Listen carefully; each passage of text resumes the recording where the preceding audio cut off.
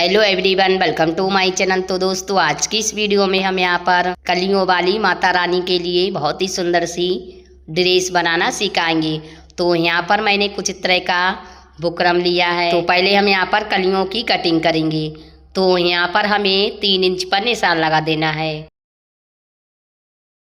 और यहाँ पर हमें क्या करना है, 3 इंच का आधा करेंगे। तो यहाँ पर हमें 1.5 इंच पर निशान लगाना है, ठीक है। और इसके बीच सेंटर पर हम यहाँ पर आधा इंच पर निशान लगाएंगे और आधा इंच पर हम यहाँ पर निशान लगा देंगे। तो टोटल हमें यहाँ पर 1 इंच पर निशान लगाना है और यहाँ पर हमें दोनों निशान को मिला देना है। इस साइड से भी हमें दोनों निशान को मिला देना है।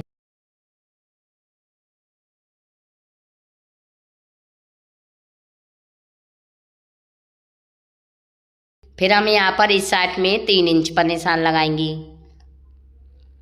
और यहाँ पर 1 इंच पर निशान लगा देंगे और यहाँ पर भी हमें दोनों निशान को इस तरह से मिला देना है।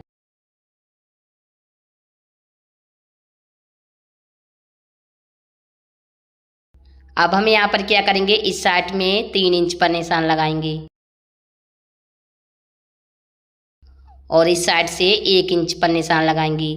तो ऐसे ही हमें पूरे बुकरम में कलियों का निशान लगा देना है, ठीक है। और दोस्तों, प्लीज़ इस वीडियो को लाइक भी कर देना, क्योंकि आप लोग लाइक करना भूल जाते हो। तो दोस्तों, प्लीज़ इस वीडियो को ज़रूर लाइक कर देना।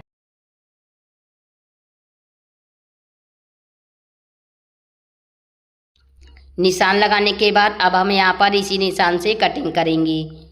तो कुछ तरह से मैंने एक कली की कटिंग करी है। अब हम यहाँ पर दूसरी कली कटिंग कर लेते हैं। तो यहाँ पर मैंने कुछ तरह से कलियों की कटिंग करी है। अब हम यहाँ पर एक कली को लेंगे और नीचे से हमें इस तरह से गुलाई कर देनी है। दूसरी कली में भी हमें इसी तरीके से इसको रख के गुलाई करनी है। फिर हमने अत्तर लिया है, अत्तर मैंने डबल लिया है और इसके ऊपर कली को रखेंगे और यहाँ पर हमें सिलाई लगा देनी है चारों तरफ से। और यहाँ पर बचे हुए अत्तर की हम यहाँ पर कटिंग करेंगे।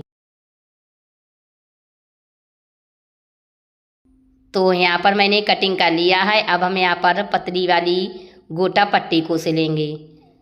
इस तरह से हमें सिलाई लगानी है।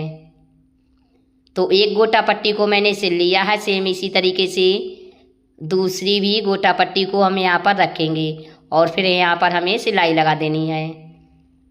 बची हुई गोटा पट्टी की कटिंग करेंगे।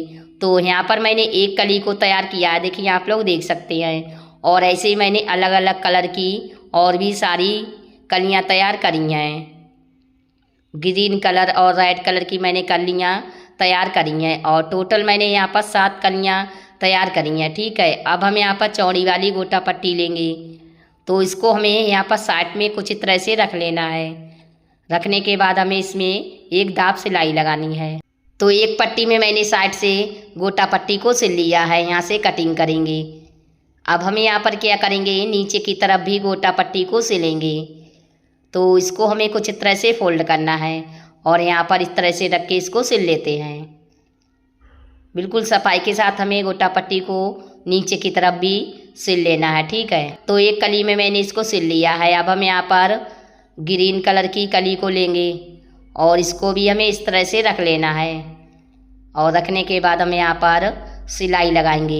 फिर हम यहाँ पर दूसरे कलर की जो हमारी ग्रीन वाली कली है इसको भी सिल लेते हैं और यहाँ पर भी हमें ग्रीन कलर की ही कली को रखना है और इस तरह से सिलाई लगाएंगे।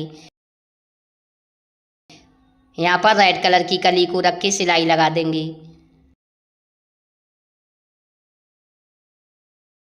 तो हमने नीचे की तरफ कुछ इस तरह से गोटा पट्टी को सिल लिया है और साइड से भी हम यहाँ पर गोटा पट्टी को सिल लेते हैं।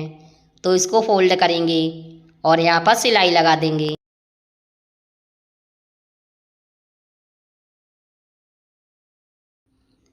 तो यहाँ पर मैंने इस सिलाई को लगा दिया है। बची हुई गोटा पट्टी की कटिंग करेंगी। देखिए पूरे में मैंने इस तरह से सिलाई लगाई है।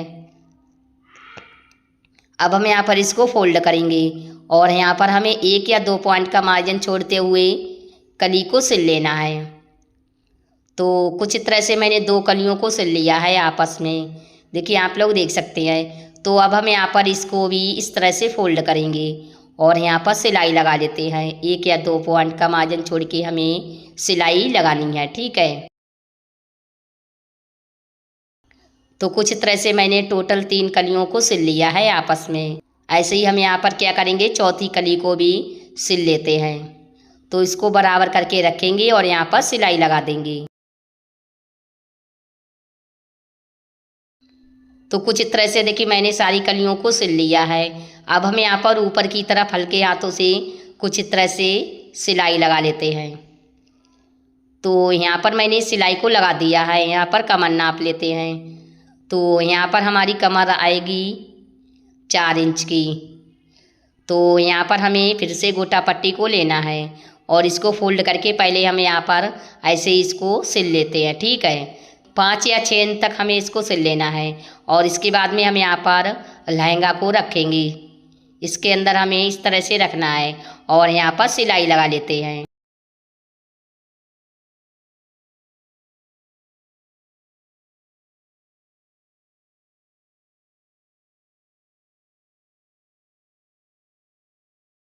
दूसरी तरफ भी हमें गोटा पट्टी को ऐसे ही सिल लेना है, ठीक है।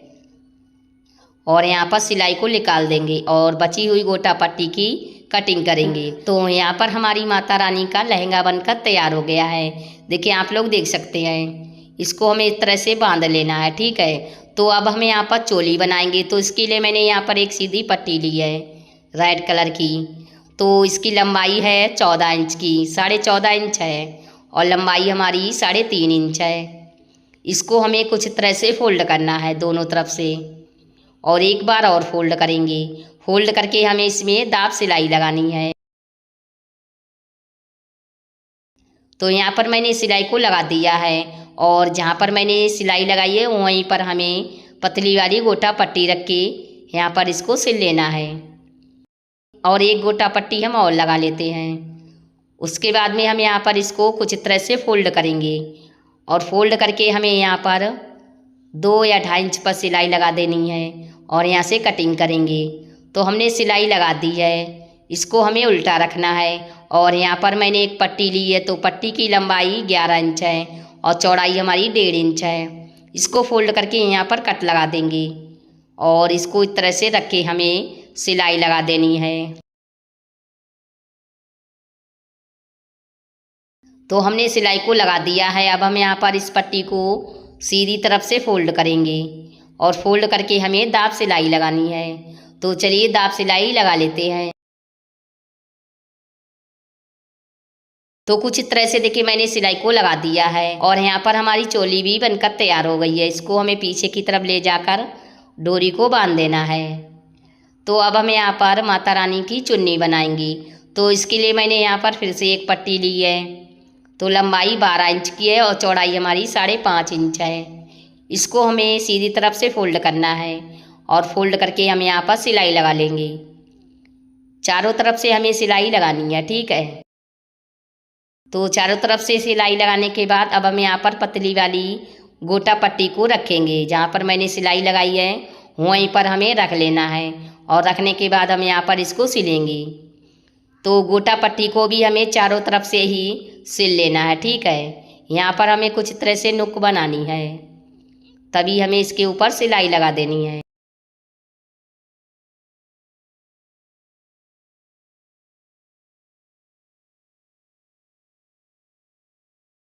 यहाँ पर मैंने गोटा पट्टी को सिल लिया है और फिर से हमें इसको कुछ तरह से फोल्ड करना है तिरछे में और यहाँ पर सिलाई लगा देंगे। फिर हम यहाँ पर सुई को रोक के इस साइड से भी इसको घुमाकर हमें सिलाई लगानी है और ऐसे ही हम यहाँ पर इस साइड में भी गोटा पट्टी को सिल लेते हैं। तो यहाँ पर हमारी माता रानी की चुन्नी भी बनकर तैयार हो गई है और यहाँ पर मैंने कुछ तरह का ग्लू लिया है। इसमें हमें स्टोन लगाने हैं। तो पहले हम यहाँ पर ग्लू लगा लेते हैं और यहाँ पर हम स्टोन चिपका लेते हैं कुछ तरह से।